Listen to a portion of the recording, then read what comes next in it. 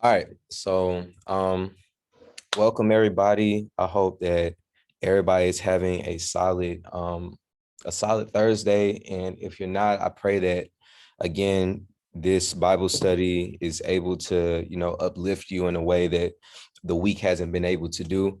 As we come inside Thursday, all of us, I'm pretty sure are aware of just the state of where the world is. And the world is in a very chaotic and uncertain place, a very anxious place with the situation with like Russia and Ukraine and all of the things overseas and stuff. And so, it made me think about last week when we was talking, or like 2 weeks ago when we was talking about the foundation of love being, what I'm saying, put God first and love your neighbor like you love yourself. And it's like you see, just how that's not the case inside the world. You know what I'm saying? Like the world is not in a place where we just love our neighbors like we love ourselves. And so I think that that's one of the reasons why God also uses us, as vessels to really be that beacon of hope, beacon of light, and that example that he's calling, us to be as far as leading our lives the way that Christ called us to walk. And so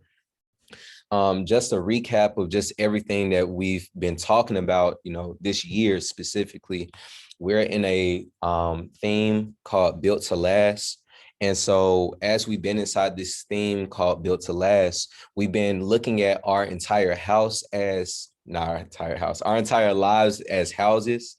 And we've been trying to get the step-by-step, play-by-play idea of how to build our house in a way where it will be built to last, and it would be something that can sustain a lifetime. It can sustain you emotionally, physically, mentally, spiritually, all of these different parts. And so when you're thinking about a house, you have to start with a plan. And that plan was what we talked about in January.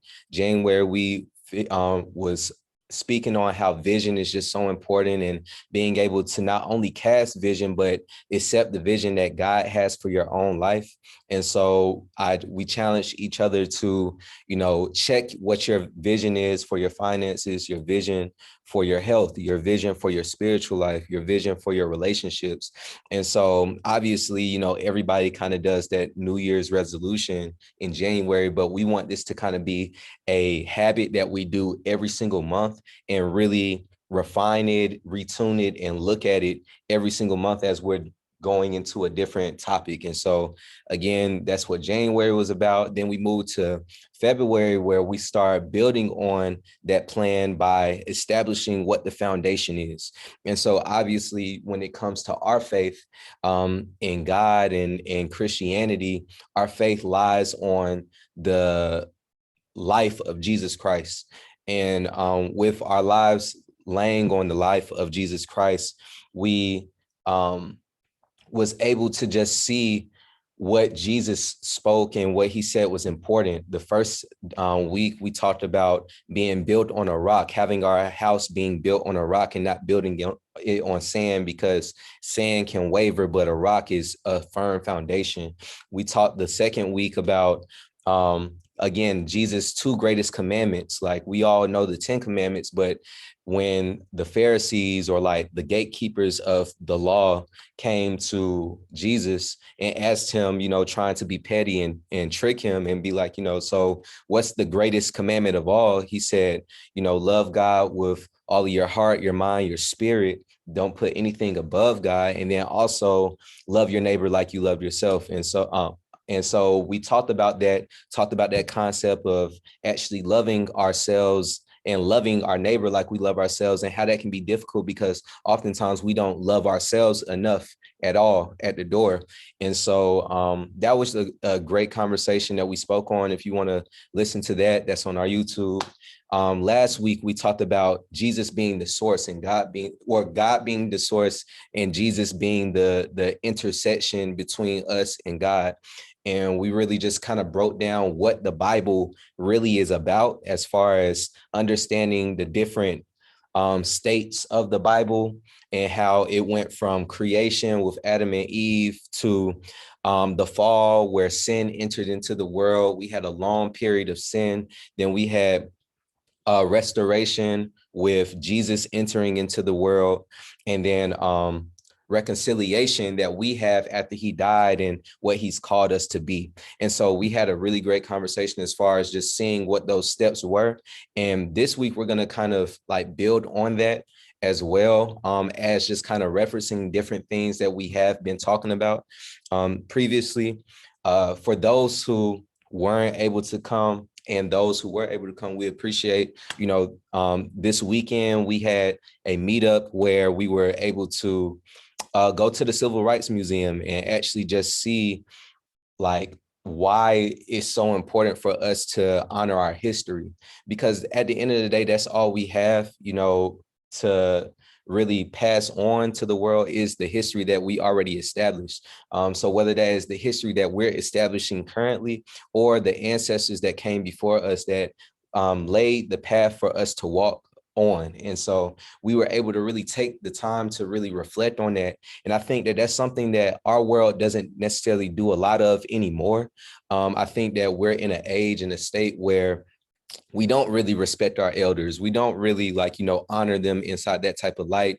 We kind of, want to do our own thing, and we're very disrespectful. Well, not everybody, but I'm saying as far as a generation in the whole, with information just being at our fingertips or whatever the case may be, it's made us where we don't seek knowledge of the past. We just seek knowledge of what's going on now. And so it was really cool to kick it with the people who were able to come out and actually understand why history is so important. And again, thank you for people who were able to make it to Brave and those who did want to come to Brave but weren't able to come to Brave because of the circumstances that happened.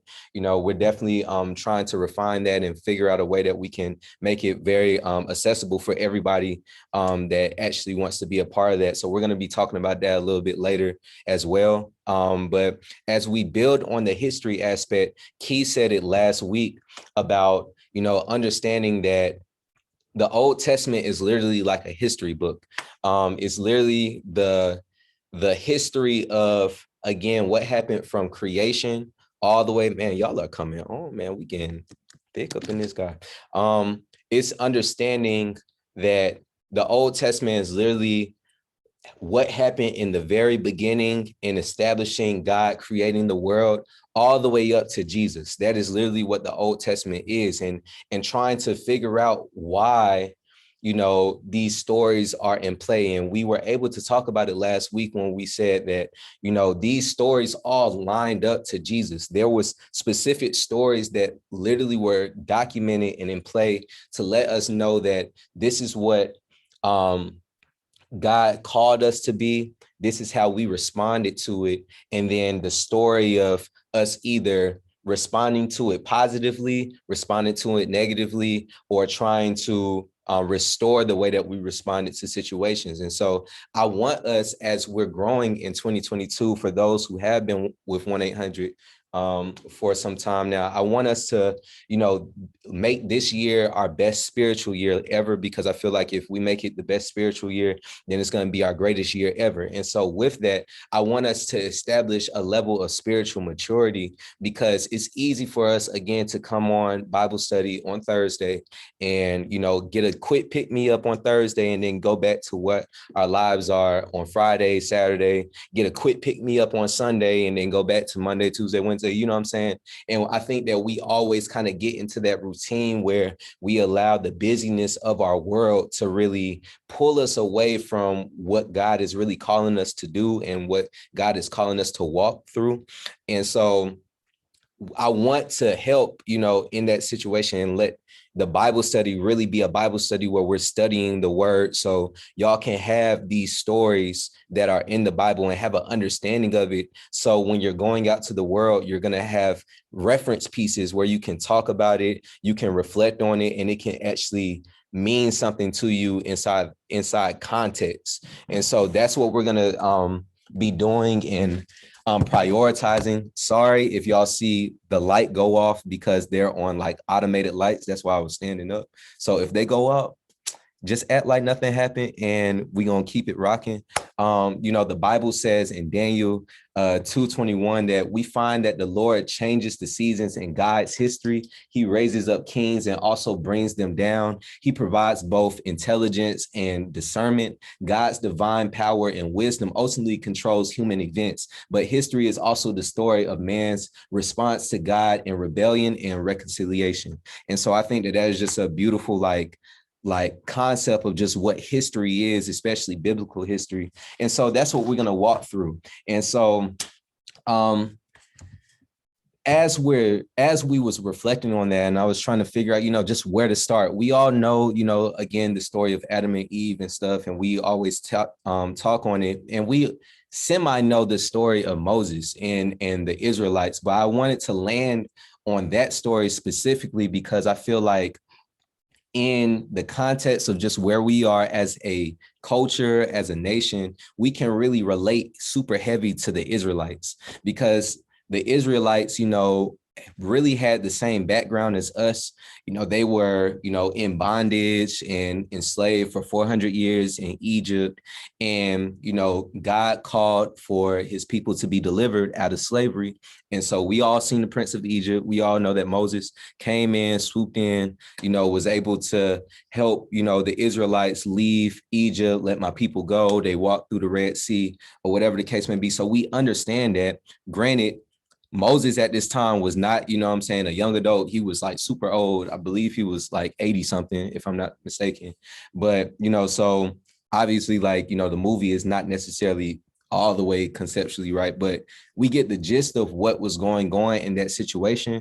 And so a lot of us don't know what happened after that. We kind of hear things here and there, but we don't understand what was the walk in the journey from them leaving Egypt, walking through the Red Sea, going towards the promised land. And so that's what we're going to really talk about. And we're going to talk about the struggles that the Israelites was going through on their walk and what were certain things that led to the consequences that led them to their ultimate fate when it came to the promised land.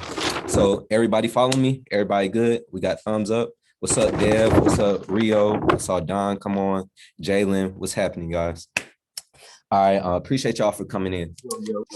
So we're going to go ahead and I'm going to give you like a quick recap of just what's going on in this time frame, and then we're going to pick up in chapter 11 and we're going to build from that.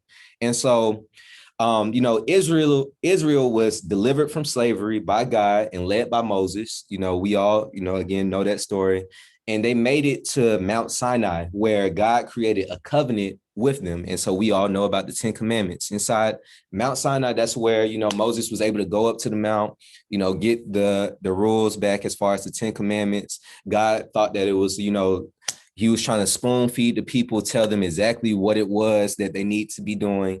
As Moses went up to the mountain, he was gone for some time. And so the people are just coming from slavery. So they don't know how to operate, just in society on their own. So they start getting their own idols. They start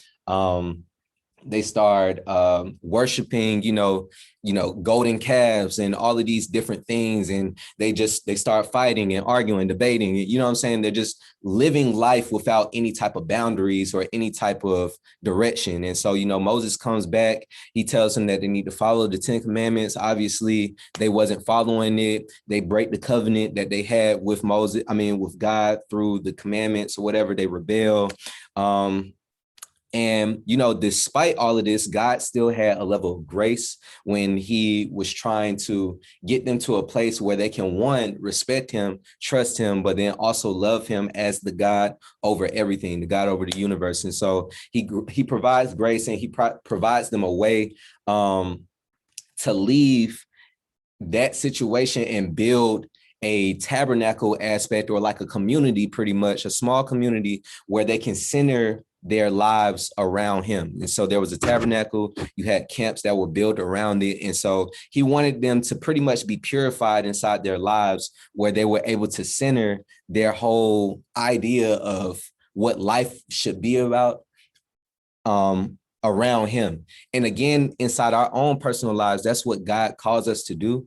God calls us to have him in the middle of every single thing that we do. And I think a lot of times again, he wants to be our compass. He wants to always direct us inside the way that we need to go. However, we go through life and don't use a compass, and we're just trying to find where north, south, east, west is, and we wander and we find ourselves drifting further away. When in reality, if we had the compass of God to like direct us, it can kind of help us, because that's what he wants us to do. And so oftentimes we get into situations where, we're desiring specific job fields, we're desiring specific relationships, we're desiring specific lifestyles, we're desiring money, and we're putting all of this as our compass, and we're letting it lead how we operate and move through our life. But that's not where he ever called us to be. He wanted to be our compass and push us forward.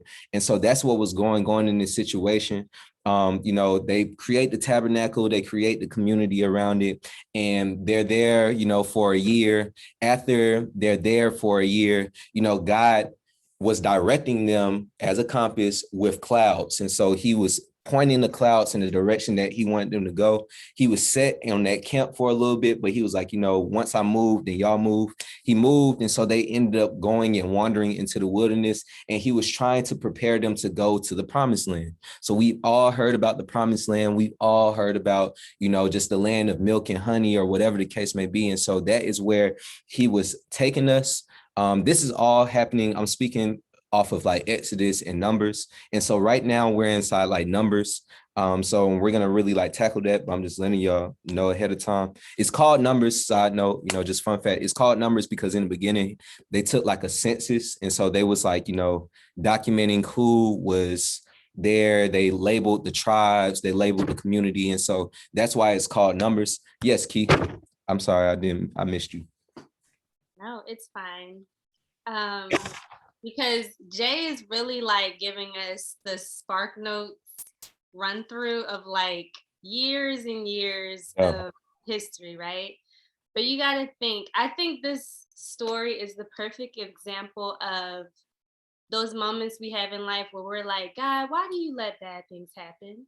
Mhm. Like, why is my life so shaky right now? Why does it feel like everything's falling apart?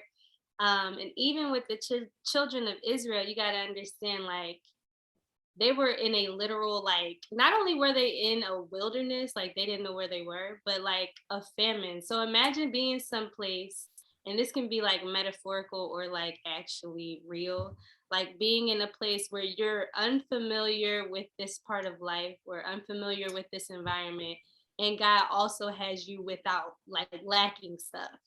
Um, so even with that, I feel like they definitely went the route how you were saying, with taking matters into their own hands. And I feel like it's definitely applicable to our lives, because it's like, when you down bad or you're going through something, I don't know about y'all, but immediately for me, I'm like, listen, how can I make this better? Because right now it don't feel good at all. When in actuality, the good's gonna come out of the not feeling so good.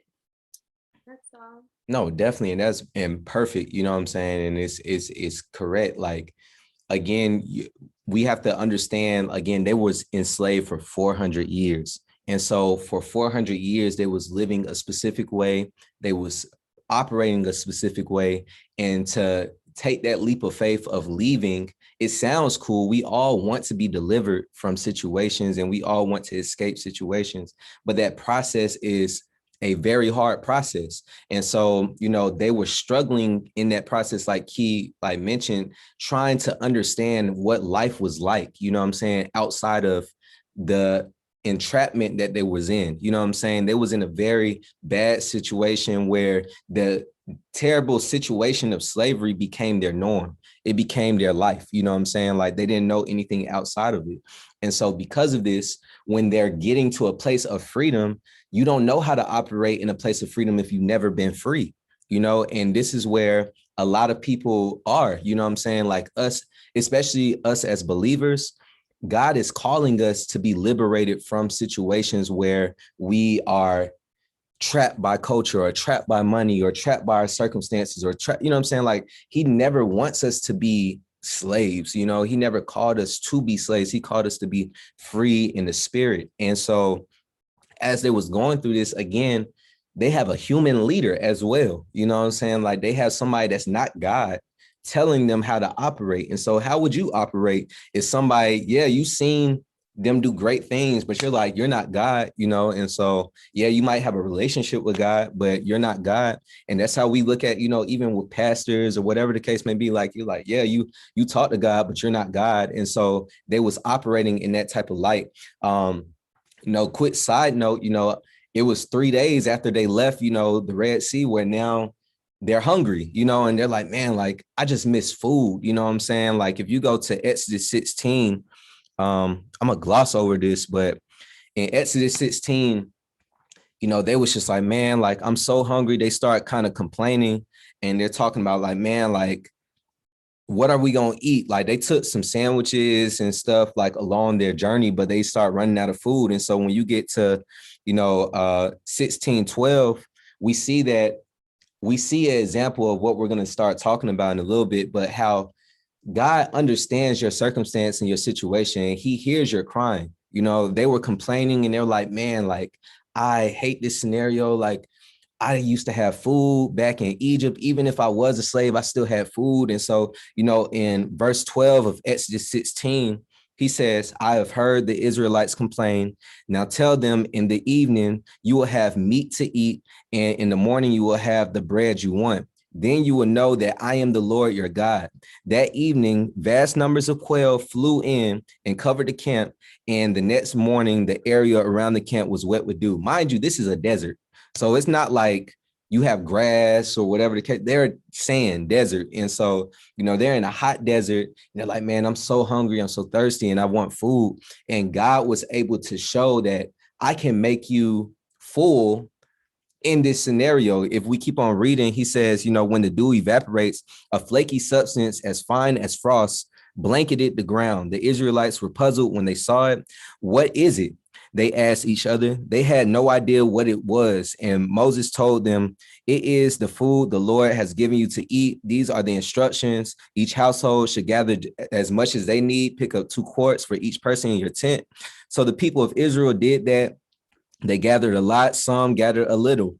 But when they measured it out, everyone had just enough. Those who gathered a lot had enough left over, and those who gathered only a little had enough. And so that just goes to show, even in situations that we're in, you know, Chris' situation is not Dree's situation. Dree's situation is not Terica's situation. Terica's situation is not Hadia's situation. We all desire, or we all need specific things, and God knows what our needs are. But oftentimes we look at other people and we're trying to compare what somebody else's have, or what, you know, Chris have, or what Don has, or what Kwame has. And we're like, man, I really want that because of what it looks like. But it says that in this situation, God was able to give those who gather a lot enough, and those who gather a little enough, and they both were able to live, you know, and still be able to gather more afterwards. And oftentimes he does that. He just wants us to trust him. But we get so caught up in trying to wrestle with our own temptation of wanting to be in control and have the power of it, where we don't allow his plan to really come to fruition the way that he's calling us to have. And yes, it was called manna. Like literally, manna is like translated to mean, what is that? You know, they had no idea what it was, but he was able to give them something that was able to sustain them. And God is wanting to give you something that's going to sustain you full-fledged, but he needs you to trust him in the process of doing that. Amen. Everybody following? So that's backstory. Can anybody see how God has given you manna in your life? You know, like, can anybody see, like, you know, you were in a rough situation, you know, God, like, you couldn't understand what was going on around you. However, you know, God placed something in your situation and you didn't know what it was or why it was important when it first came to you. But then when it did come to you and you was able to receive it, you understood what the assignment was, pretty much. Can anybody relate to that or know of a time that that happened to you or want to talk about it?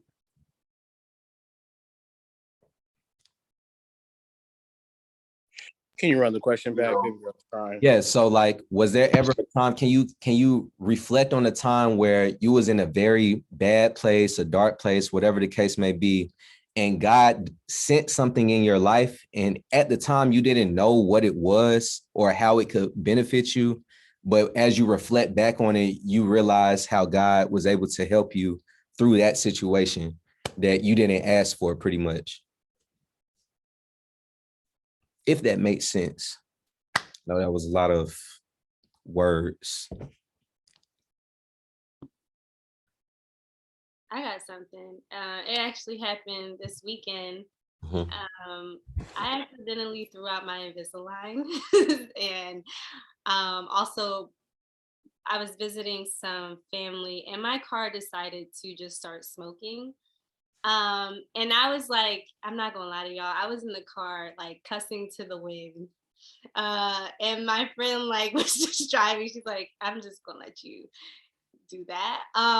It wasn't good that I was doing that, but long story short, we ended up going to church, and literally in the middle of the church service, my friend and her grandmother cash out me some money uh to replace my stuff. And the thing is, I wasn't verbally saying like, dang, I don't know how I'm about to pay for all this stuff, but um I feel like that was the right time. And, I could have been like, girl, I need to stay home and just get my life together. But the fact that I pushed through to church because it was really a trying time, I felt like God gave me what I needed.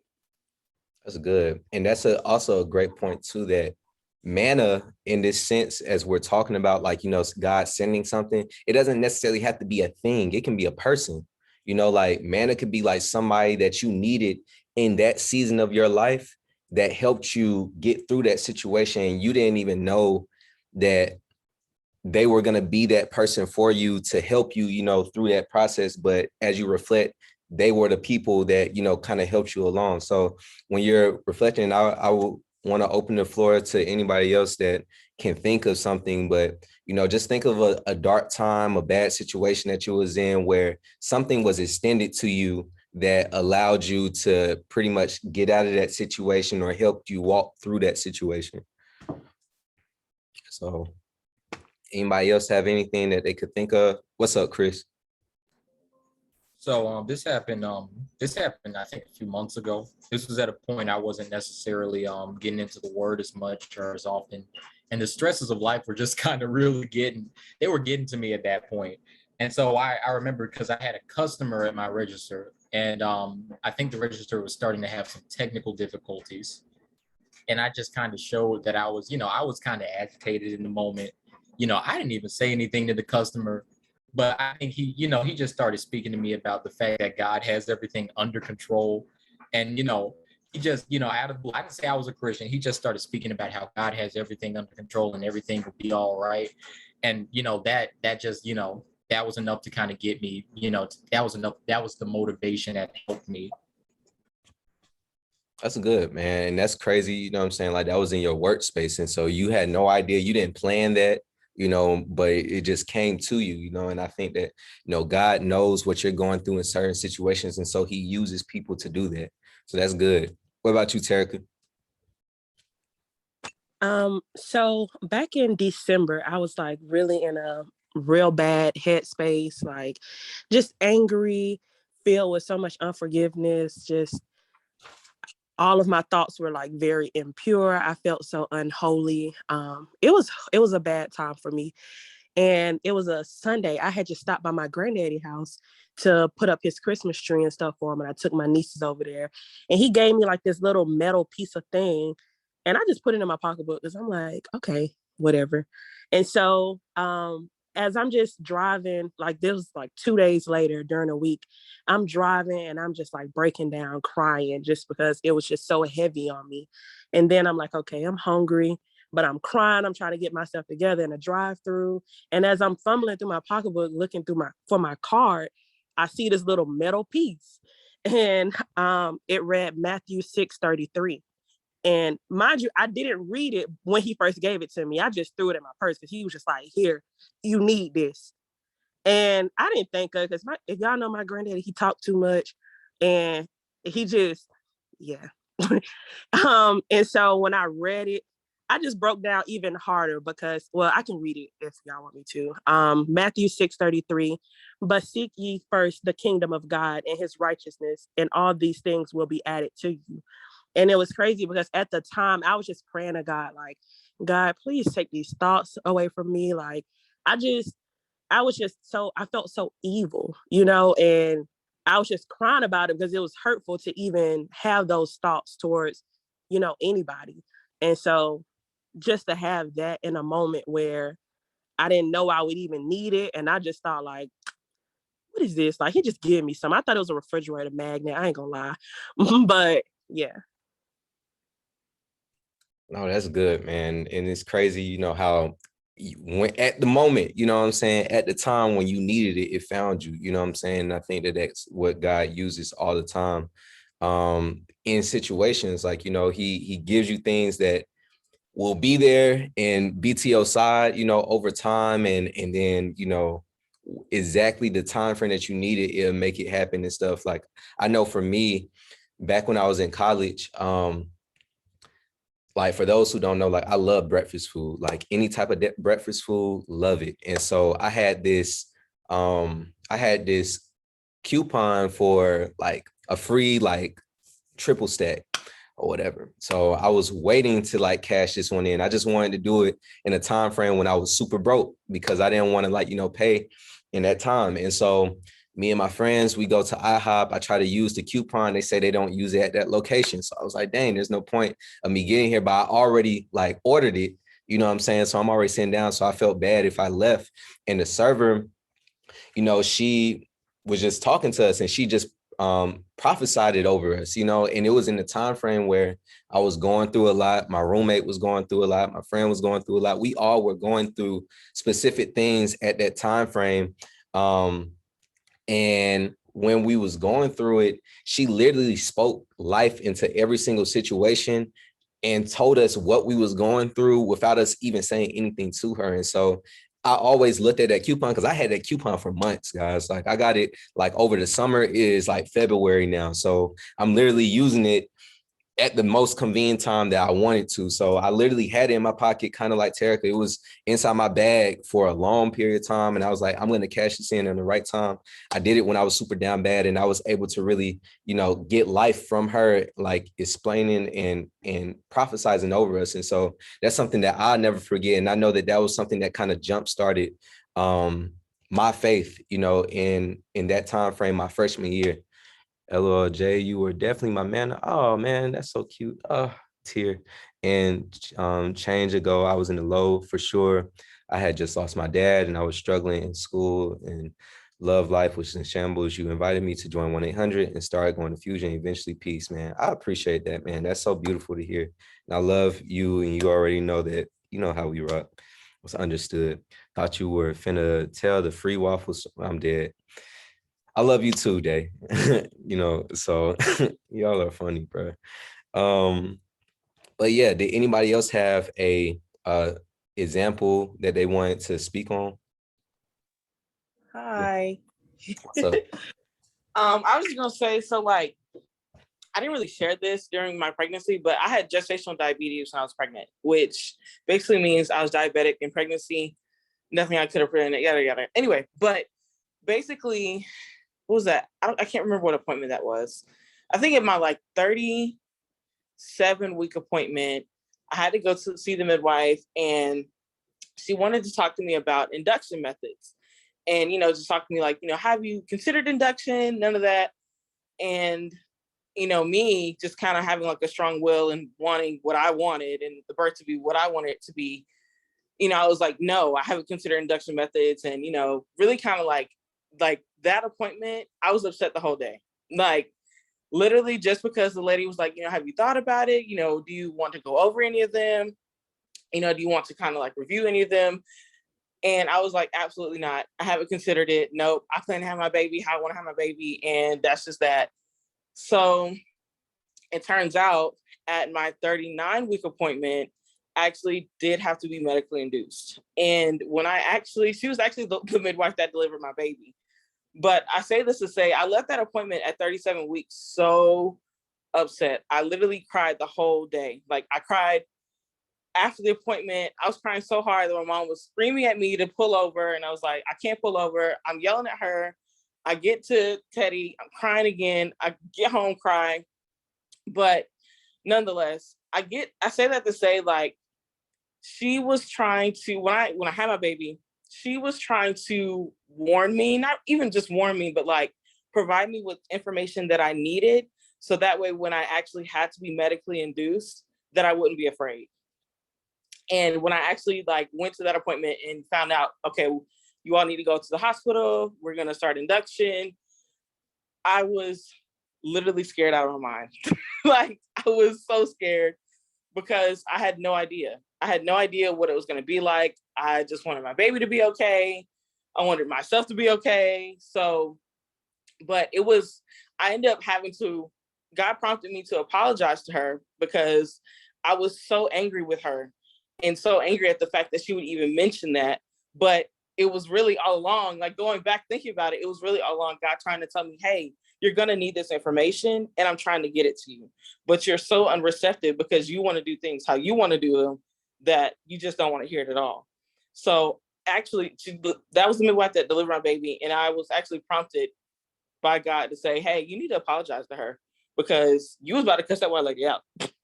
Right there in that doctor's office. I was about to go clean off on her, but I didn't do that. But still, like, looking back on it, I know all along that it was something that God was trying to tell me, hey, you need to have this information so you won't be afraid when that time comes, because it's coming, because I know, but you don't know. But Right. yeah, that's just something like, it reminds me exactly of what you're saying. Like, the people, they didn't want manna. Like, they didn't want any of that. They was like, what is this? Like, this what I'm supposed to eat? Like, for real? They didn't want that at all, but God knows what they needed. Yeah. So yeah. And that's us, man. That's a beautiful example, man. And and definitely I know that that resonated with so many people. And when we look at it and we're thinking about it, like he said, like they were in a famine, you know what I'm saying? Like they're in a drought time frame. So, and that's where a lot of us be. You might be in that situation right now where it feels like a famine and it feels like there's no life, we're in a lifeless time frame, but God uses those times to perform his miracles, because if the time frames weren't the hardest times inside your life, then you could point the glory to something else delivering you in a situation. If you still had the assistance of something else, or the assistance of people, or the assistance of resources, or whatever the case may be, and you knew everything, then there's nothing that God can get glory from. But it's when we understand that we had no control over the situation and God was able to still provide it in those scenarios, is when we can really reflect back. But it's hard to do that at the door, you know what I'm saying? And so I definitely understand, where everybody is coming from as far as your situations, because at the door, you're not trying to receive that, because you can't. God is such a long-term God. Like, he can see eternity this way and eternity that way, you know what I'm saying? And so he knows what happened beforehand and what's going to happen beforehand and what's going to happen to come. And we can only see right now. And so, I hope, for those who are, again, experiencing famines or experiencing dark times, that the testimonies that have been, talked about can kind of like shed light that things don't always last that long, last in those like capacities forever. It might be long. I'm never going to say that something is going to happen and you're going to get over it or get through it fast, because God is not a fast God. He's not a microwave God. He's a labor God. You know what I'm saying? Like, you have to go through pain and you're going to have to struggle and you're going to have to birth, this level of understanding through your circumstances and situations that you go through, but that requires time. And so that's a perfect segue into the points that we have. And so hopefully, if y'all are taking notes, I encourage you to take notes, because, it's something that can help us hold us accountable throughout our week, where we're able to reflect on them and meditate on them throughout our week as we go. But, so God has a promised land for all of us. God has a designated promised land for all of us. All of us are called to a specific purpose, and we're called to have and experience that specific purpose with specific people. God never solves a problem in the world without people. You know what I'm saying? He uses people to solve problems. And so all of us are put on this earth to solve a problem. We don't know what that problem is. Some people do know what that problem is, but majority of us don't know what that problem is until we can reflect back on it. But we're all sent here to solve a problem. And so as we're solving that problem, we're also walking to our promised land. But as we're walking towards our promised land, again, the journey doesn't necessarily mean that that's going to be a quick journey. When it came to the Israelites, when they were actually going to the promised land, they could have easily passed through a area. I think it was the Philistines. They could have easily passed through a land where the trip that they was taking would have been cut in half as far as time wise, but God knew if they went through that path and they were actually, taking the shortcut approach, then they were going to experience attacks, and those attacks were going to lead them to flee away from God and flee back to Egypt and flee back to their bondage. And I think that that's where a lot of the times we as people find ourselves in, where we see that God has this journey mapped out for us, and it's a long journey, and we know that it's a long journey, but we want to expedite it, and we want to be super fast when we come to our approach to it. So we try to cut corners, and when we cut corners, that allows the enemy to attack us in specific situations where now that opens us up and we become vulnerable to attacks. And then because we are vulnerable to attacks, then we run back to comfortability, and our comfortability is our enslavement in Egypt. You know what I'm saying? And so God never wants us again to be bonded in a situation where we are trapped, whether that be trapped in our minds, trapped physically, trapped emotionally, trapped spiritually. He wants us to be free, but that freedom takes time to get to the place that he's trying to deliver you to. And so we all have a promised land, but that promised land requires effort on our behalf, and understanding that God is a God of provision and a provider. But in order for us to really see the fruition and the fruitfulness of his preservation, we have to understand that it requires a level of discipline. It requires a level of patience. It requires a level of trust, and it requires a level of faith. And these are the hardest parts that we struggle with within. Like if you ask anybody on this group chat, y'all are either struggling with being disciplined. I ask y'all all the time, hey, like what's going on in your life, or what we need to pray for, or if we do prayer requests at the end, everybody's always coming down to discipline, patience, trust in God, and faith. And I think that that's something that is hard for us to do, because it's either the unseen, or it's all of it is the unseen. It's the unseen, like, place that we want to be. We see the idea of how we want our body to look like. We see the relationship that we want to have. We see the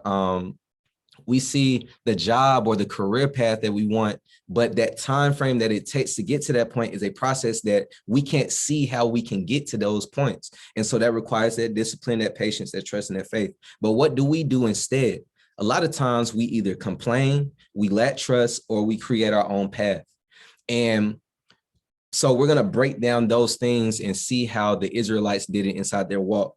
And so the first thing was complaining. And I think a lot of times we struggle with, dang, like I can't complain, or I can't, tell God, like, my sorrow. And yes, you can, but there's a difference between, that's called lamenting. You know what I'm saying? God wants us to come to him and express to him our struggles, express to him our confusion on his plan. But oftentimes what we do is complain. It says complaint and griping is pointing out a fault in our estimation, and expressing of anger and concern. So it's our estimation, it's our plan. And we're saying that this was our plan in the situation, not God's. And we're saying, I don't understand why this is not working. Like, this is not what it's supposed to look like. This is not supposed to be like this. That is our thing. However, lamenting is releasing an emotion or a mourning that is heard beyond human ears. And it's a complaint a complaint is often turned into an outburst.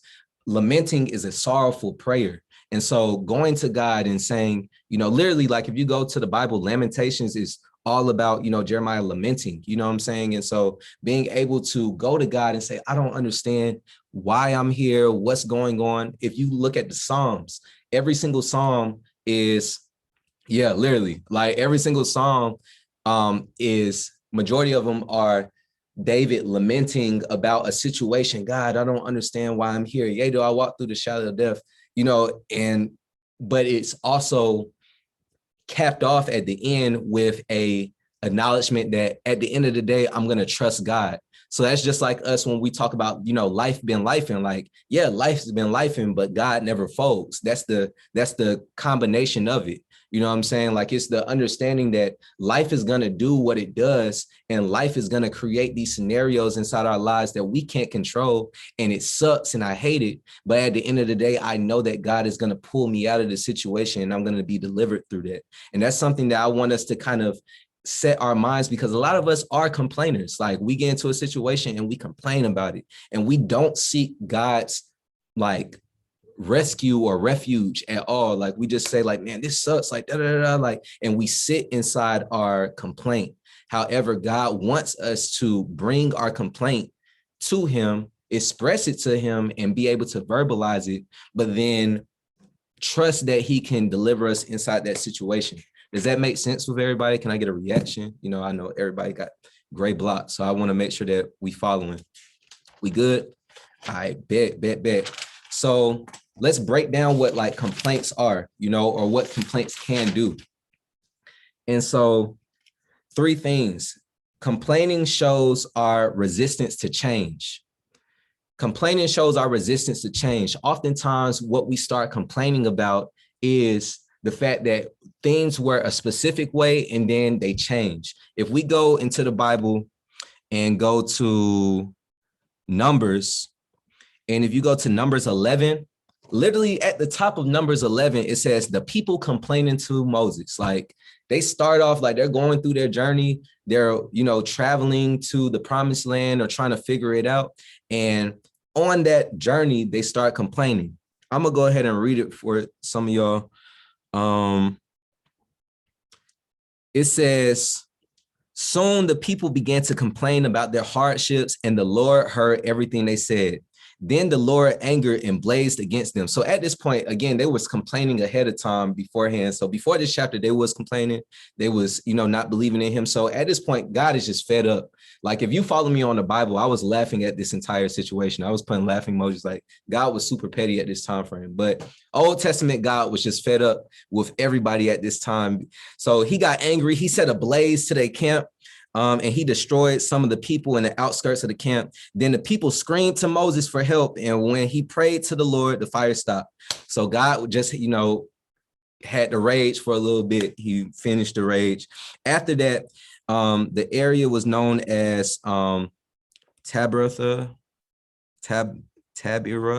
which means the place is burning, the place of burning, because fire from the Lord had burned among them there.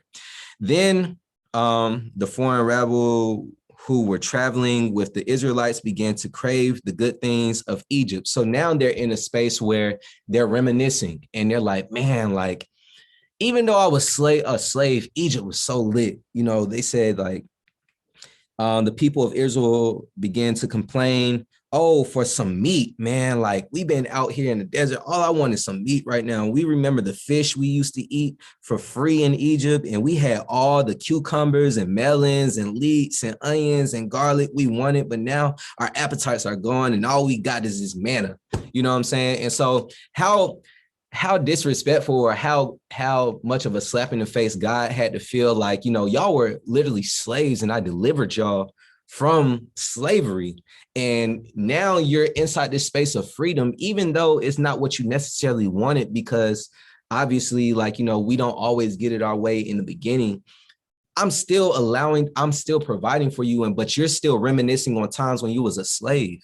And that's a time, and that's what we kind of do in situations where God delivered us from situations. God has moved us into places where he's called us to live in this type of capacity and be better and be greater. He called you to be a Christian and not of the world. But we're like, man, like, I miss going out to the club, man. I miss getting lit. I miss smoking. I miss drinking. I miss, you know what I'm saying, having sex. I mean, you know what I'm saying? Like, we do that. Like, you know, all of us, including myself. I'm not speaking from a mount at all. Like, we all get into those places, especially when you're freshly out of the world and you're trying to walk, you know, inside this space. We get to these places where we start reminiscing about everything that we used to do, or the things that we used to have, or the friends we used to have, or the environments that we used to occupy, you know, and that gets to a place where now we start losing our focus of what God wanted us to focus on, which is the promised land, the destination that you're headed. And now we're focusing all of our mindset on the past and the things that is behind us that we already was delivered from. Dev, what's up? It's crazy that like I'm just thinking about their entire situation. Like they wanted to be free, you know, they wanted to get out of slavery. Like they were literally being treated bad, like their firstborn were being killed, all sorts of things. And I think it can apply to anything that you want to do in your life. Like that elevation is going to require separation. So he had to take them out of that situation and try to bring them into something new. But I think the problem that, and I deal with it too, like sometimes that elevation is not going to be comfortable because you have to get out of, you know, where you are in order to get to a new place. And you're going to deal with different hardships. You're going to deal with different like you know, roadblocks or whatever. And like the easy thing to do would be to go back to where you started. But it's just crazy that even the Israelites dealt with that, you know, that feeling of, well, maybe we should just go back to where we was, because, you know, like these new challenges that we're facing, or, you know, different challenges that we're facing might be a little too much. Like it's crazy that even they dealt with that, you know, and it's something that we still deal with to this day. Man, definitely, bro. Like literally, like that's why, again, going to the top of what we was talking about, that's why it's so important to understand history, because if you don't understand what happened in the past, you're doomed to repeat it. You know what I'm saying? Like history repeats itself, but it's because we don't take the time to learn from the mistakes of our ancestors before us. And so there's nothing new under the sun. Literally everything is the same thing over and over and over again, and we experience the same things. And you're 100% right. Like, you know, God calls us to sanctify ourselves. Like, you know, sanctify literally means to be set apart, you know what I'm saying, to be made holy. And so God literally calls us to be removed or stripped from these circumstances where we're no longer in the places that we were in. However, again, like you said, we get caught up in the comfort zone of where we've been at. You know what I'm saying? These spaces are comfortable to us. It's the only thing that you've known. You know what I'm saying? Like they've been, again, slaves for 400 years. Your great, great, great, great grandparents were slaves. So it's like you were brought up into this space or this lifestyle where this is all you know. Same thing with culture, especially for those inside your family. I don't know who all, like, you know, your family circumstances, but a lot of y'all are, you know, the first new believers inside your life. You know what I'm saying? Like you're the like spiritual, like spearheads inside your life. And so that's a hard thing when you wasn't taught that, you know what I'm saying? Like you wasn't brought up in the church or doing whatever the case may be. You made that on your own decision. So to take that own, you know, ambition and then try to apply it inside your lifestyle, it's a struggle in certain situations because you're trying to figure it out on your own. And as you're doing that, you're going to hit roadblocks, and those roadblocks are going to make you be like, well, let me just do this. And you start making excuses for why your old lifestyle was, you know what I'm saying, okay or decent, or, you know, they're literally making excuses or making scenarios and reasons on why being a slave was cool, you know what I'm saying, or all the things that they were able to get as a slave. And so we have to understand that, and we have to understand that the life that God is calling us to live is a life that is, again, set apart from our old lifestyle into a new lifestyle, a new being. What's up, Keith? I just wanted to bring up the example of, you know, it can also be hard when you're dependent on the people who've only known you in that state of being, if that makes sense.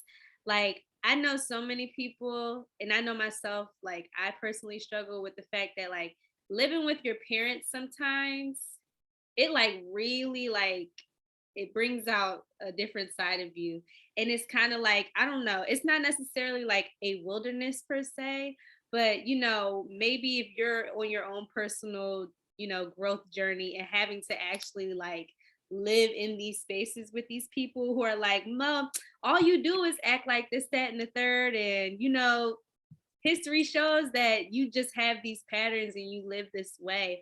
Or even just with the fact of like being in a relationship. I know for me personally, sometimes it's like, you know, once you get out of something, it's like, well, dang, like low key, this person was helping me support myself. And like, you know, I depended on them for this, that, and the third. So yeah, it could kind of be difficult in terms of those situations as well. No, you're 100% right. Literally, and those are the things that, you know, the enemy uses the most. Like, we connect most with people, you know what I'm saying? Like, people are the people that we have ties to when it comes to these memories. When you think about you doing specific things, usually at times you think about you doing it with other people. And so because you think about these scenarios and these situations and how you have to pivot, you know what I'm saying, and turn away from it, then obviously, like, you know, that comes with separation, not only from the things that you are, you know, separating yourself from, but people that you also have encountered in that situation, because you're not going to be able to operate the same way with everybody. It's just not realistic. You know what I'm saying? We all grow. And sometimes, you know, we grow out of these spaces and grow out of these lives. And you can't continue to shrink yourself for rooms that you outgrown. Like, you have to continue to grow and find different rooms, because a lot of times we're in the wrong room.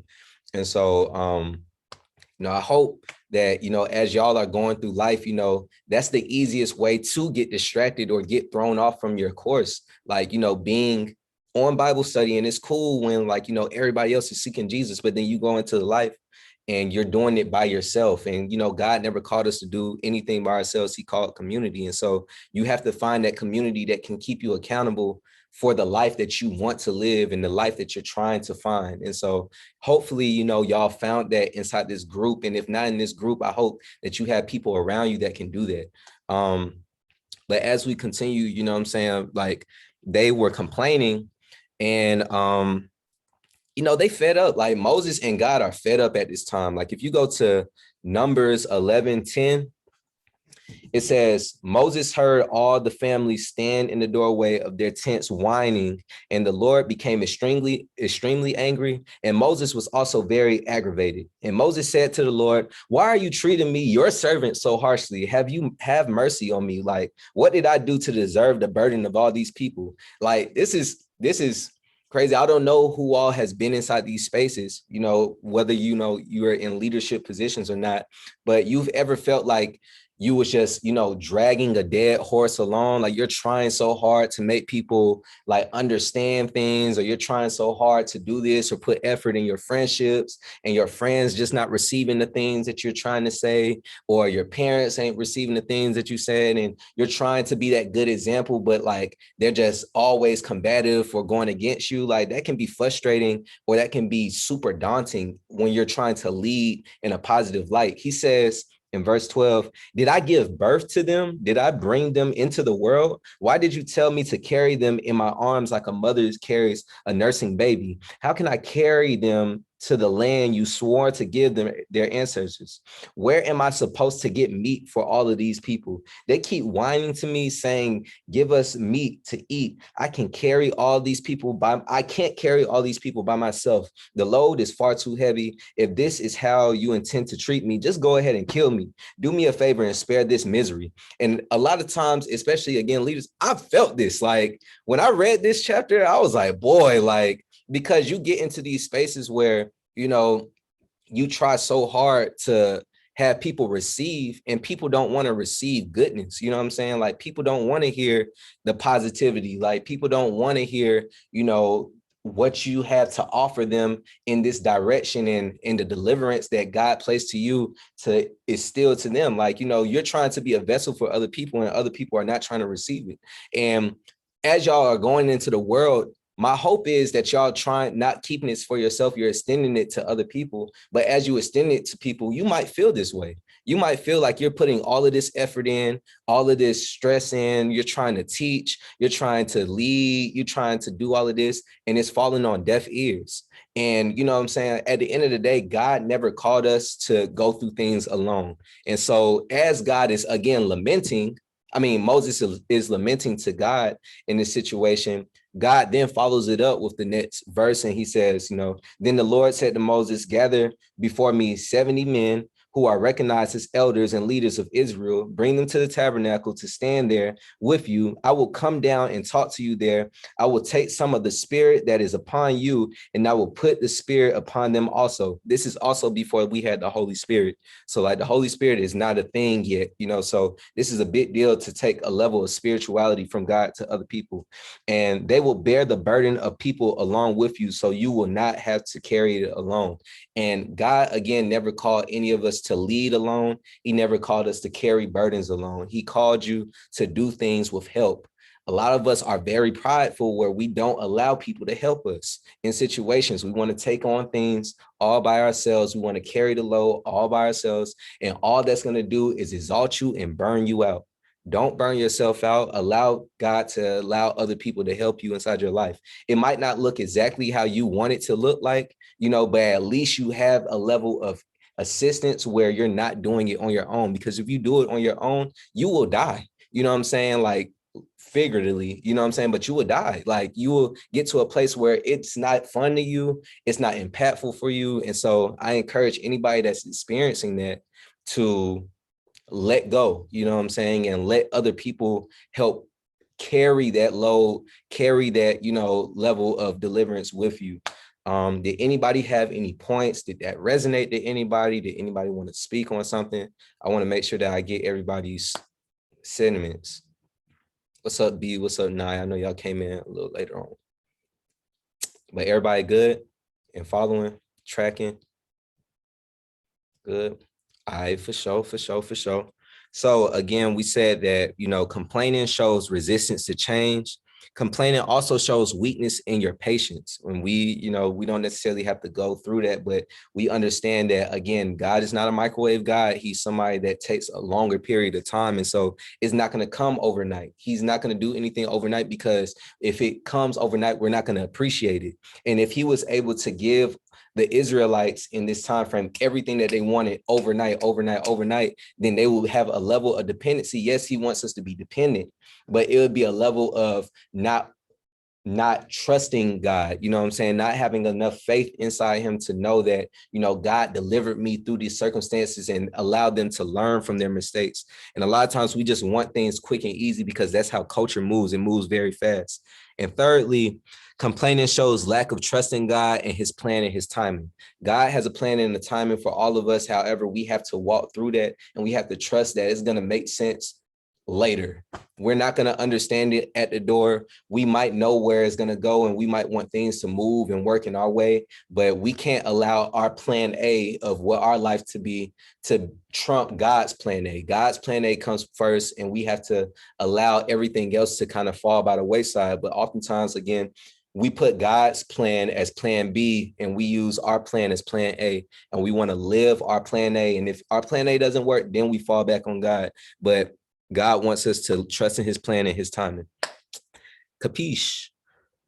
And so the Israelites, are going through this. They're complaining. If we fast forward to verse 13, they're complaining, and then eventually they end up lacking trust. And lacking trust in what God's plan is for them. And so God's already told them and told their ancestors that I have a place literally mapped out for you. This is what it looks like. This is how it feels like. This is what you're going to experience.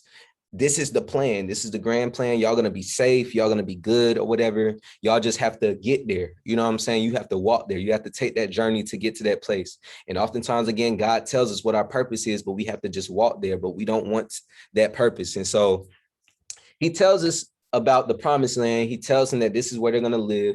And so in Numbers 13, they start sending out scouts. They send scouts out to figure out what the promised land looks like. It says in verse 1 of chapter 13, the Lord now said to Moses, send out men to explore the land of Canaan, the land I am giving to the Israelites. Send one leader from each of the 12 ancestors. So Moses did as the Lord commanded him. He sent out 12 men, all tribe leaders of Israel from their camps in the wilderness.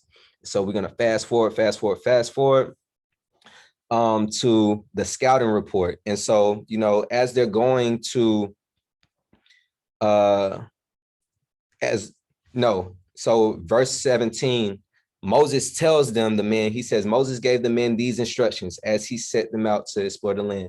Go north through blah, blah, blah, into the hill country, see what the land is like, and find out whether the people living there are strong or weak, few or many. See what kind of land they live in. Is it good or bad? Do their towns have walls, or are they unprotected like open camps? Is the soil fertile? Is it poor? Are there many trees? Do you best to bring back a sample of the crops there? And so as I was reading this, I realized that, you know, at the door, you know, Moses was curious as well. You know what I'm saying? Like, he didn't say that, you know, God never said to give me all of that information. You know what I'm saying? Like, Moses was the one who told the people that was following him, his like leaders, to look for this, look for that.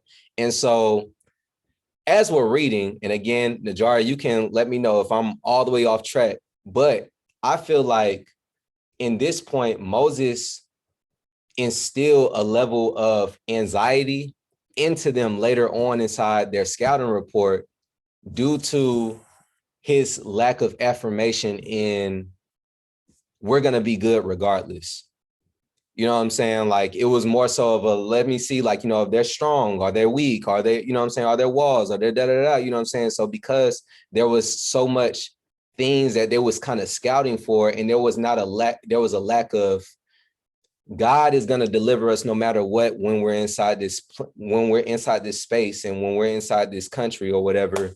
Like, yeah, protect yourself, but, you know, just go forward and see what's up outside of that. That led to where they ended up being. Am I wrong? You're talking about when they scout the land and then the report comes back of like, oh God, there's giants there, Yeah, and they're bigger than us and they can rule and overtake us. Is that what you're talking yeah, about? yeah. Yeah, I would say that. I don't think that's too much of like reading into the text. I think the whole point of it in general is you're hitting it, you know, the pin or the nail right on the head. Is that no matter what situation that they put themselves into, is that they won't be able to do it without God. And the point is that their attention should be redirected. So when they do run into the land, instead of them saying, oh, this is the land that you promised us, I trust that you will let us have this land. They then return back to Moses and they say, well, if this is the land that you're telling us to have, you didn't tell us that it was already inhibited, you know, like, you know, so I think that's always this type of language and relationship that you get, this push and pull tension of you're telling us this, but it doesn't look like what we thought. So what do we do now? Good. Yeah. So I know I did a whole break on trying to get information, but to make that make sense. So as you go to Numbers 13:27, and this is under the segment that says the scouting report. Mind you, I'm reading it in NLT. I know I didn't say that ahead of time, but it says, this was their report to Moses. We entered the land you sent us to explore, and it is indeed a bountiful country, a land flowing with milk and honey. Here's the kind of fruit it produced, but the people living there are powerful and their towns are large and fortified. We even seen giants there, the descendants of Anak. And so as they were coming back, they're like, man, like everything that God said that the land looked like is there. Like, it has milk and honey. It has grapes that need two of us to pick up, you know what I'm saying, a stem of grapes. Like, this is lit over here. However, you got giants, they look strong or whatever, and we're not going to be able to take them on. And so this was the mindset of 10 of the scouts that went. There was 12 scouts in all. But then in verse 30, it says, but Caleb tried to quiet the people as they stood before Moses. Let go at once to take the land, he said. We can certainly conquer it. So Caleb's like, I don't care who's inside the land. I don't care if they're giants or not. This is our place. You know what I'm saying? God said that this is our place. We're going to take over this land. It says going forward, but the other men who had explored the land with him disagreed. We can't go up against them. They are stronger than we are. So they spread this bad report about the land among the Israelites. The land we traveled through and explored would devour anyone who goes to live there. All the people we saw were huge. We even saw giants. They are descendants of Anak. Next to them, we look like grasshoppers, and that's what that's what they thought too.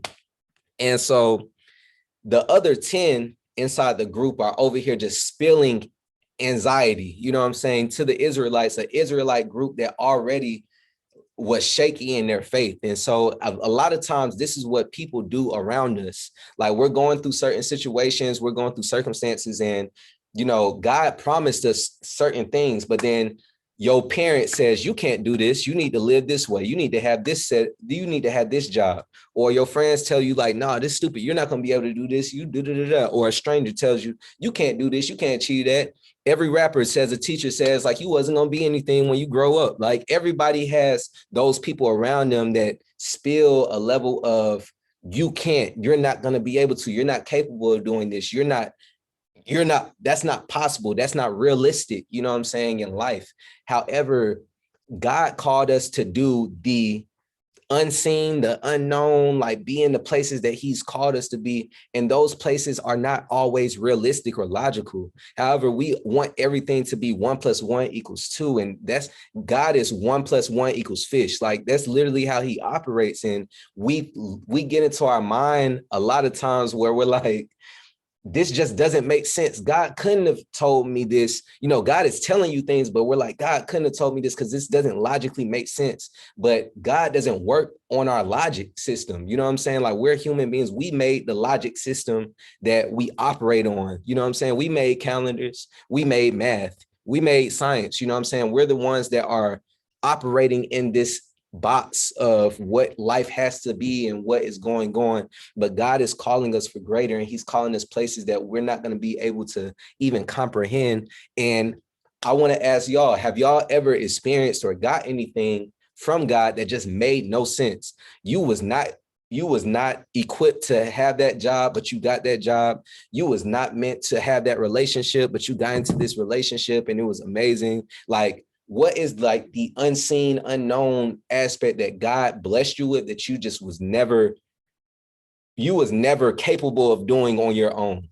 You know, like, what was that inside your life? What's I don't know, Terica, and then Jalen.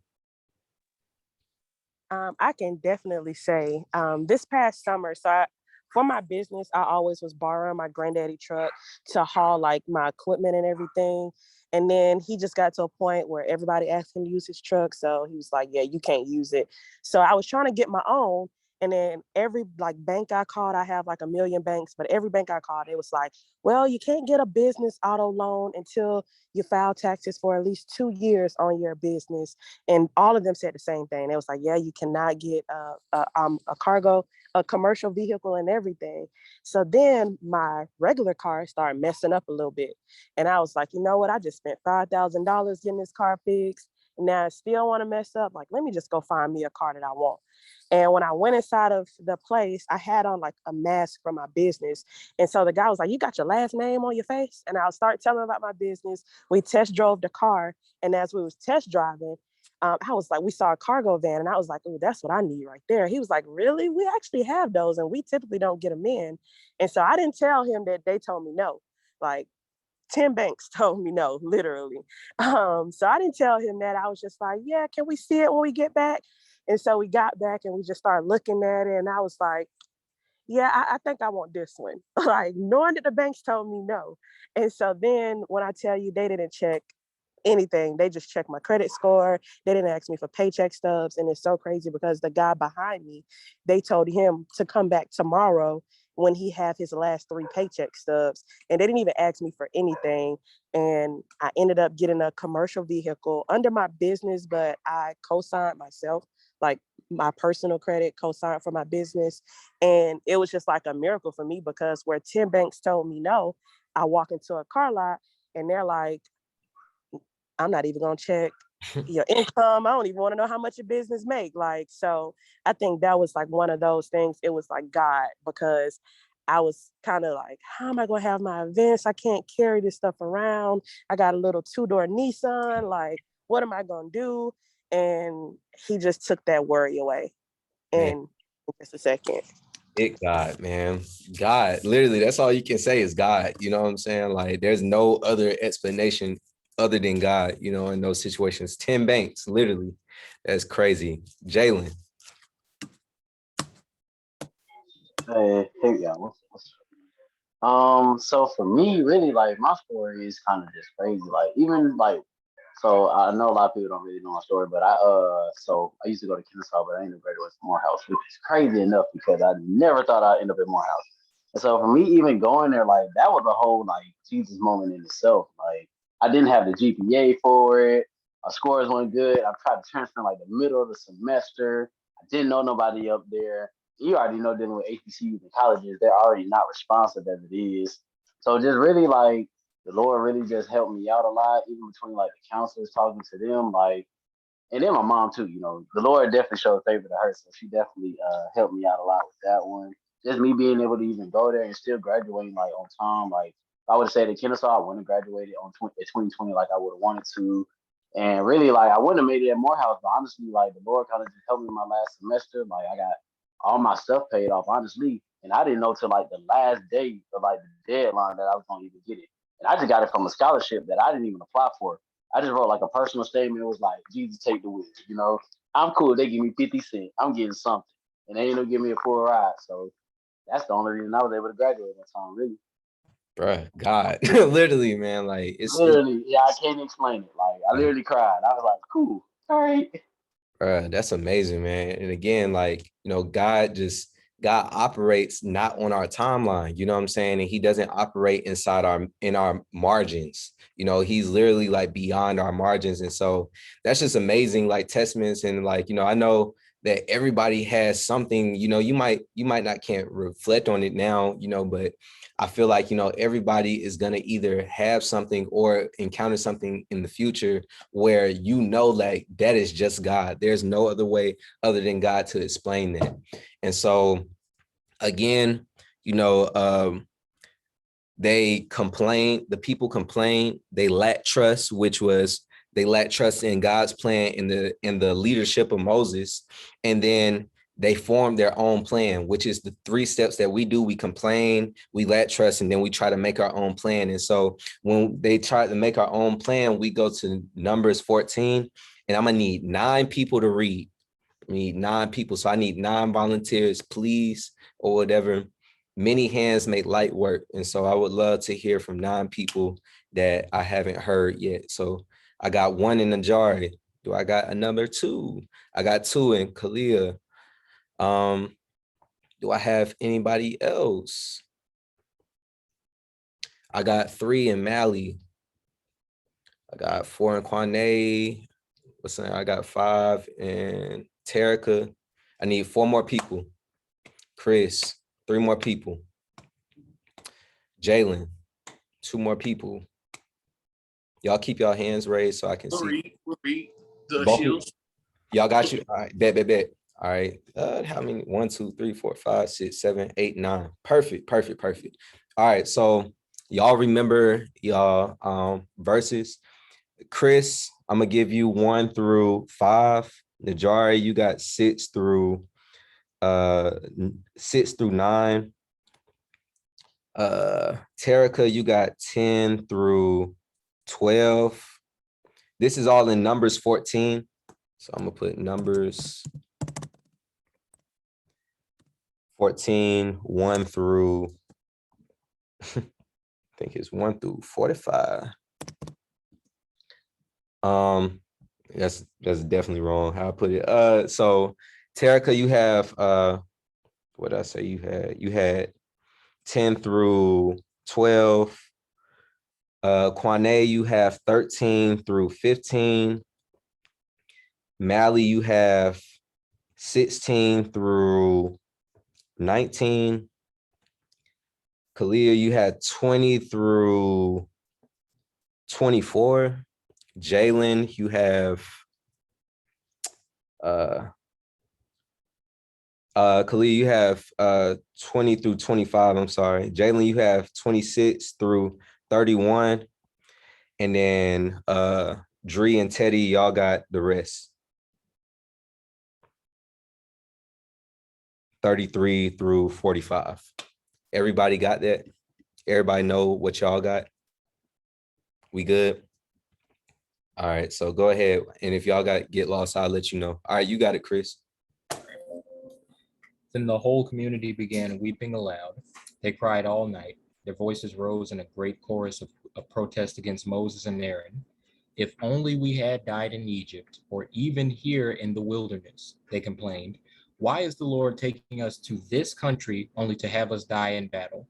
Our wives and our little ones will be carried off as plunder. Wouldn't it be better for us to return to Egypt? Then they plotted amongst themselves.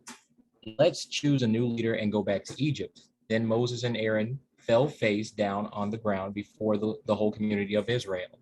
They're going through it. All right, Najari got 6. I'm 6 through 9, right? Yeah. All of the resources that Joshua, son of Nun, and Caleb of Jephunneh, who were among those who had explored the land, tore their clothes and said to the entire Israelite assembly, the land we passed through and explored is exceedingly good. If the Lord is pleased with us, he will lead us into that land, a land flowing with milk and honey, and will give it to us. Only do not rebel against the Lord, and do not be afraid of the people of the land, because we will devour them. Their protection is gone, but the Lord is with us. Do not be afraid of them. So at this point, again, before Terica, you go, at this point, they heard the news about all of the people that are over the hill. And they're like, man, we're going to die, man. Like, why they got us in this place, man? I might as well should have died, you know what I'm saying, in Egypt or died in the desert before y'all gonna have me slaughtered and stuff. So the anxiety is racing. Moses and Aaron go to God and they're trying to plead to God, like, please, give them a little faith and give them the ability to know that this is your plan and not our plan or whatever the case may be. So Terica, it's on you. 10. But the whole assembly talked about stoning them. Then the glory of the Lord appeared at the tent of meeting to all the Israelites. The Lord said to Moses, how long will these people treat me with contempt? How long will they refuse to believe in me, in spite of all the signs I have performed among them? I will strike them down with a plague and destroy them, but I will make you into a nation greater and stronger than they. God was pissed. He was like, man, I'm about to just wipe them all out, man. It's going to be Noah flood part 2 because I'm sick of all of them. Like, I done did all of these miracles and they don't believe in me. All right. Quane, 13. Okay. Moses said to the Lord, then the Egyptians will hear about it. By your power, you brought these people up from among them, and they will tell the inhabitants of this land about it. They have already heard that you, Lord, are with these people, and that you, Lord, have been face to face, and that your cloud stays over them, and that you go before them in a pillar of a cloud by day and by a pillar of fire by night. If you put all of these people to death, leaving none alive, the nations who have heard this report about you will say, did I finish it? Yeah. Okay. The nation who have heard this report about you will say, the Lord was not able to bring these people into the land he promised them on oath, so he slaughtered them in the wilderness. So Moses is trying to intercede inside the situation. He's trying to play middleman, like, man, like, I know they suck, but, if you do this, then the Egyptians are going to hear that, even God's people suck, you know what I'm saying? So why trust God? So, Moses is really like, running game on God, like, hey, man, like, you know, think about what you about to do here. Like, I know you pissed, but you know, like they just, they don't know. So Mally, go ahead. 17. Please, Lord, prove that your power is as great as you have claimed. For you said the Lord is slow to anger and filled with unfailing love, forgiving every kind of sin and rebellion. But he does not excuse the guilty. He lays the sins of the parents upon their children. The entire family is affected, even children in the third and fourth generations. One more. In keeping with your magnificent, unfailing love, please pardon the sins of the people, just as you have forgiven them ever since they left Egypt. So Moses is like, please, man, like I know they suck, but man, like just have favor on their life, please. Kalia, 20.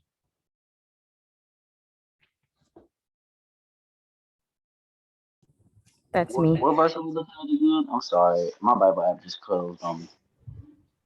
Say that again, I'm sorry.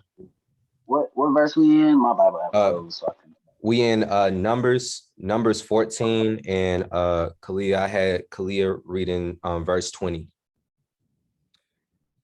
God said, I forgive them, honoring your words. But as I live and as the glory of God fills the whole earth, not a single person of those who saw my glory saw the miracle signs I did in Egypt, in the wilderness, and who have tested me over and over and over again, turning a deaf ear to me. Not one of them will set eyes on the land I solemnly promised to their ancestors. No one who has treated me with such repeated contempt will see it. But my servant Caleb, this is a different story. He has a different spirit. He follows me passionately. I'll bring him into the land that he scouted, and his children will inherit it. Since the Amalekites, I don't know, and Canades, I don't know, are so well established in the valleys, for right now, change course and head back into the wilderness, following the route to the Red Sea. So God hears Moses at this time, and he's like, you know, okay, I hear you, you know, I will let them live and I won't wipe them out, but none of them are seeing the promised land. That's their punishment. Like, I'm tired of going back and forth with these people. I've been, you know, giving them favor and grace, but, you know, there has to have a level of consequences for their actions. And so he said, y'all can't see the promised land, and your kids will be able to, but y'all not going to experience it because y'all just don't get it. All right, Jalen, you got 26.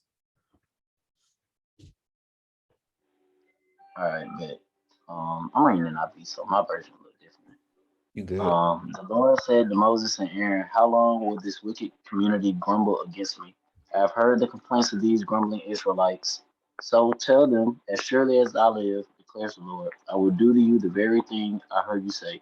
In this wilderness your bodies will fall, every one of your 20-year-olds or more who was counted in the census and who has grumbled against me. Not one of you will enter the land I swore with a lifted hand to make your home, except Caleb, son of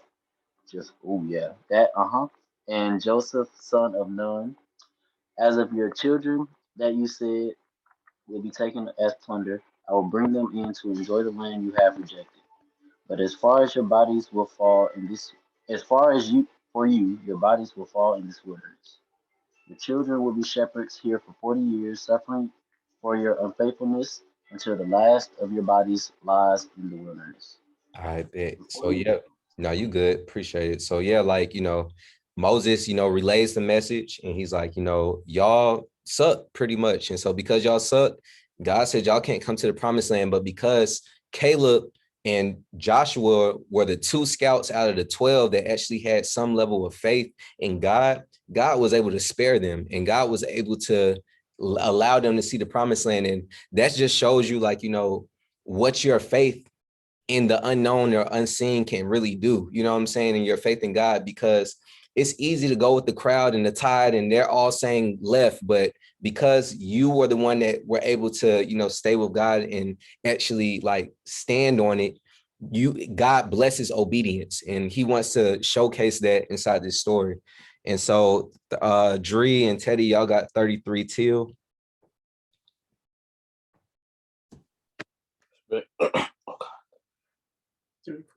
It went back up. So all right. Okay. And your children will be like shepherds wandering in the wilderness for 40 years. In this way, they will pay for your faithlessness until the last of you lies dead in the wilderness. Because your men explored the land for 40 days, you must wander in the wilderness for 40 years, a year for each day, suffering the consequences of your sins. Then you will discover what it is like to have me for an enemy. I, the Lord, have spoken. I will certainly do these to every member of the community who has conspired against me. They will be destroyed here in this wilderness, and here they will die. The 10 men Moses had sent to explore the land, the ones who incited rebellion against the Lord with their bad report, were struck dead with a plague before the Lord. Of the 12 who had explored the land, only Joshua and Caleb remained alive. When Moses reported the Lord's words to all the Israelites, the people were filled with grief.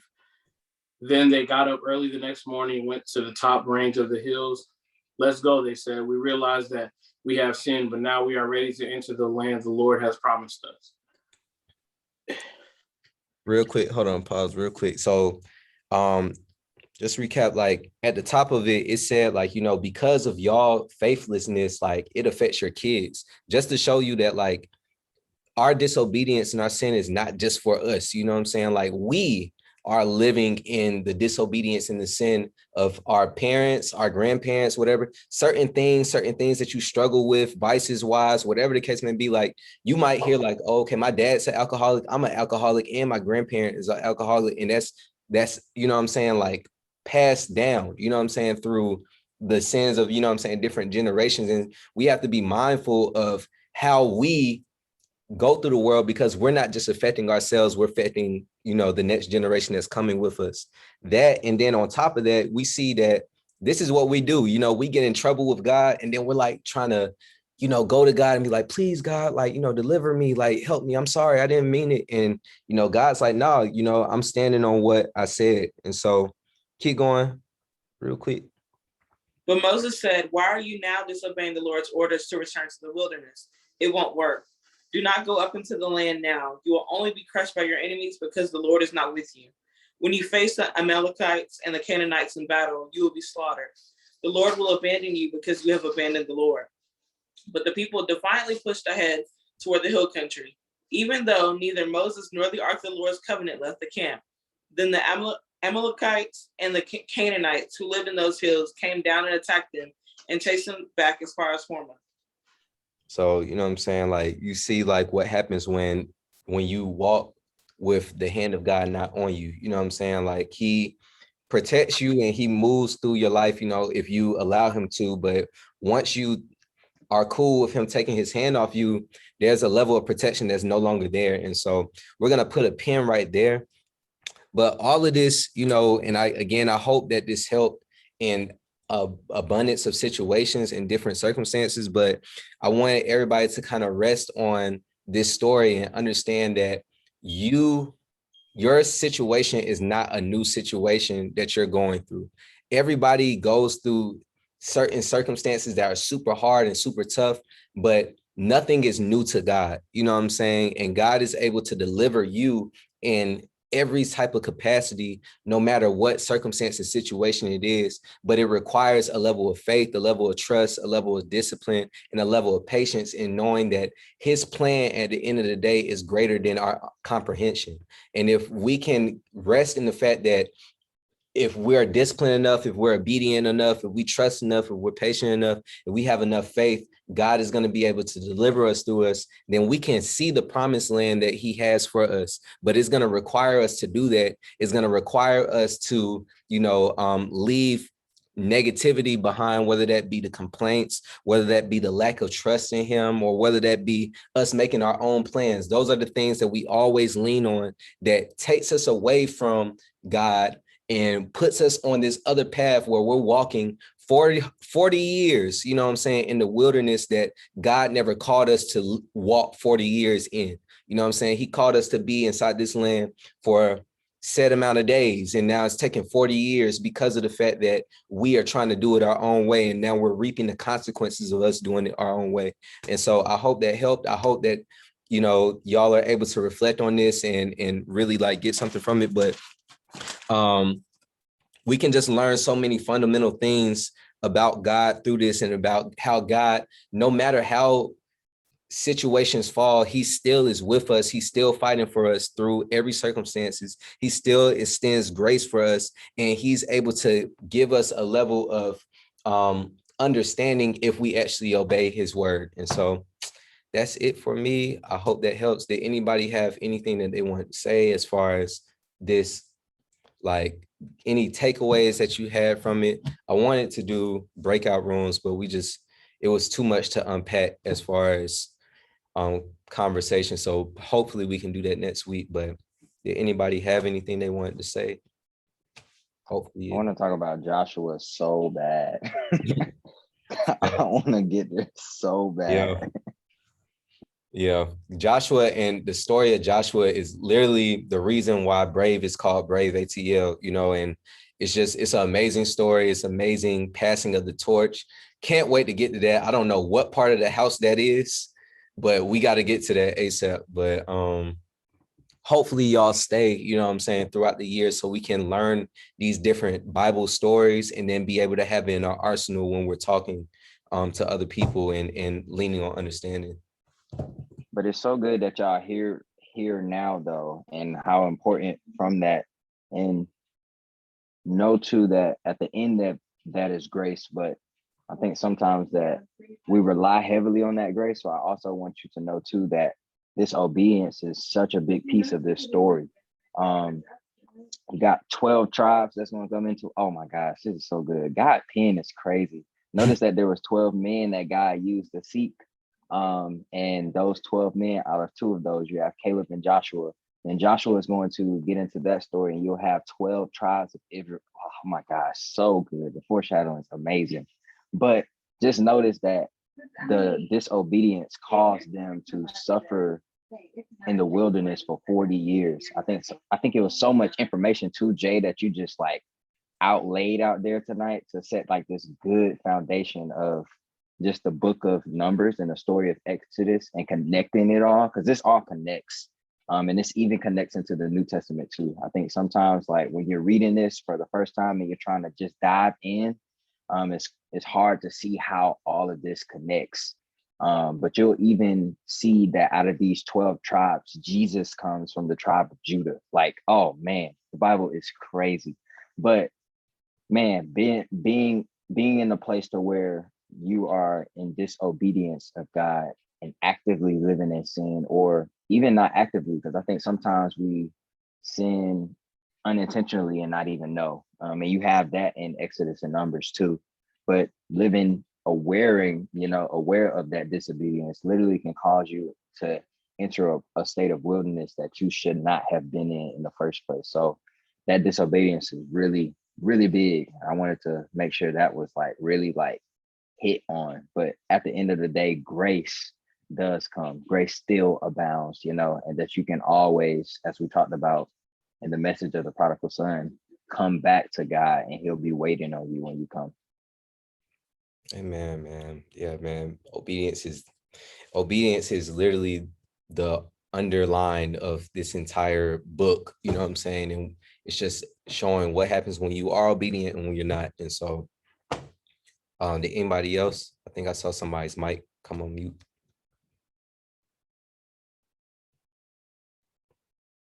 Everybody good? Did this help anybody? You know what I'm saying? Like, were y'all able to connect in certain type of ways? All right. What's up, Nay? Okay, so this story kind of reminded me a lot about like kind of what's been going on in my life lately. So it's pretty cool. So y'all know I've been having like trouble with my job for the longest time. Every time I talk here, I'm like, pray for my job, pray for my job. And then I told y'all like, oh, it's getting better. Like God didn't give me a new job, but the place where I'm at now is good. Well, I got a new job, but it's just so crazy because during that time where like I literally hated my job, like I wanted to quit. I ain't never quit no job and just like walked out with no backup plan. But this was the job that I really wanted to do that for. But I didn't, because I was like, I prayed for this job. God gave me the job. But I don't like it here. But I know it's a reason why I'm here. And I was just thrown into a lot of things, no training. It was just real bad. But I can see how like I had to go through that, because it prepared me for this next job that I'm about to go into. And so I don't know. So it was so cool, like looking back and like realizing what God was doing the whole time. I'm like, because in that time, I really hated it. I really wanted to quit. People was telling me, just leave. You can find you another job. I was contemplating going back to my old job, which I didn't like either. But I was like, that's better than what I'm doing now, which is what, they was doing in the story. So this whole story kind of just really resonated with me and how my life has been for the past like 6 months. And the new job that I got, I'm really not qualified for. I mean, I have 6 months of experience in my new job, and it's basically like a promotion, and you're supposed to have way more experience than 6 months. So pretty cool. That's good, man. I hope that again is some comfort in knowing that, like, you were called for the place that you're in. It wasn't a mistake. Like you were meant to be in the place, in the space that you're in. And so continue to go through that, continue to walk through the path. And I'm praying again that, that's a level of a testimony that you will be able to, extend. You already are doing it, but continue to do it in other people's lives, because people have to hear that. And so that's great for you as well. Anybody else? If not, we can go ahead and get into prayer requests and praise reports before we get out. Anybody else have anything they wanted to say? All right, cool. If not, we can do these prayer requests and praise reports. I'm gonna pause it just in case it's something like, intimate or whatever. And then I start recording again when we pray out.